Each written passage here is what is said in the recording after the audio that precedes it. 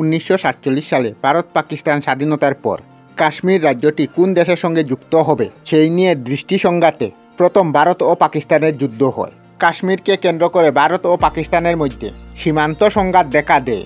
এই কাশ্মীরকে কেন্দ্র করে ভারত ও পাকিস্তানের মধ্যে সীমান্ত সংঘাত দেখা দেয়, যা প্রথম ভারত পাকিস্তান যুদ্ধ হিসাবে পরিচিত। বিস্তারিত জানতে ভিডিওটি শেষ পর্যন্ত দেখুন। আর আপনারা যদি আমাদের চ্যানেলের নতুন দর্শক হয়ে থাকেন তাহলে ভিডিওটিতে একটি লাইক করে চ্যানেলটি সাবস্ক্রাইব করে দেবেন, পারলে ভিডিওটি শেয়ারও করবেন। আমি বিধায়কনাথ, আর বিধায়কনাথ বাপ্পা চ্যানেলে আপনাদের সবাইকে স্বাগত জানাই। 1947-এ ভারত পাকিস্তান বিভাজনের পর কাশ্মীর রাজ্যের শাসক রাজা হরি সিং স্বাধীন থাকতে চেয়েছিলেন, কিন্তু পরে ভারতের সঙ্গে যোগদানের জন্য একটি চুক্তি করেন। এর প্রতিক্রিয়ায় পাকিস্তান কাশ্মীর উপত্যকায় আক্রমণ চালায়, যা ভারত পাকিস্তানের মধ্যে প্রথম যুদ্ধ শুরু হয়। এই যুদ্ধে ভারত ও পাকিস্তান উভয় দেশই কাশ্মীরের বিভিন্ন অংশ নিজের অধীনে আনতে চেষ্টা করে। এই যুদ্ধ 2 বছর ধরে চলে এবং শেষ পর্যন্ত জাতিসংঘের মধ্যস্থতায় একটি যুদ্ধবিরতি স্থাপন করা হয়, যা কাশ্মীরকে বিভক্ত করা হয়। এই বিভক্তি লাইনটি পরিবর্তিত লাইন অফ কন্ট্রোল নামে পরিচিত হয়। 1947-48 সালে যুদ্ধ স্পষ্টভাবে কেউ ভারত পাকিস্তান কোনো দেশই জয়ী হয় না।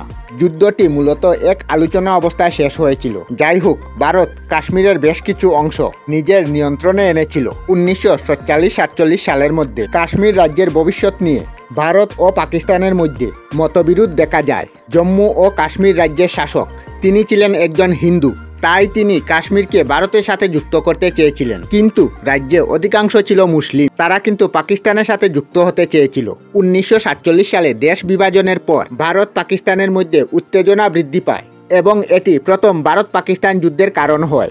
এই যুদ্ধে স্পষ্ট কোনো দেশই জয়ী হতে পারেনি। যুদ্ধটি একটি অচল অবস্থায় শেষ হয়েছিল, যেখানে উভয় পক্ষই লাভ ও ক্ষতি অনুভব করে। তবে কিন্তু ভারত কাশ্মীরের বেশ কিছু অঞ্চল নিজের নিয়ন্ত্রণে আনতে সক্ষম হয়েছিল। জাতিসংঘের মধ্যস্থতায় 1948 সালের 31শে ডিসেম্বর যুদ্ধবিরতি হয়। যুদ্ধের পর কাশ্মীর সমস্যা আরও জটিল হয়ে ওঠে এবং এটি আজও দুদেশের মধ্যে একটি গুরুত্বপূর্ণ বিষয় হিসাবে রয়ে গেছে। আমরা আমাদের চ্যানেলে সব ধরনের ভিডিও আপলোড করি, যেমন ব্লগ, নিউজ, কুকিং ভিডিও, ধার্মিক আলোচনা ইত্যাদি। যদি আপনারা এই ধরনের ভিডিও দেখতে পছন্দ করেন তাহলে এই চ্যানেলটি নিশ্চয়ই সাবস্ক্রাইব করবেন।